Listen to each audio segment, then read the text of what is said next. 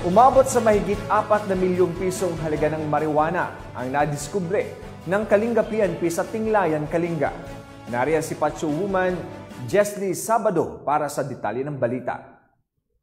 Tinatayang 4 million pesos halaga ng fully grown marijuana plants ang nadiskubre ng Kalinga PNP sa sinagawang marijuana eradication sa Barangay Lokong, Tinglayan, Kalinga nito lamang ika-9 ng Marso 2024.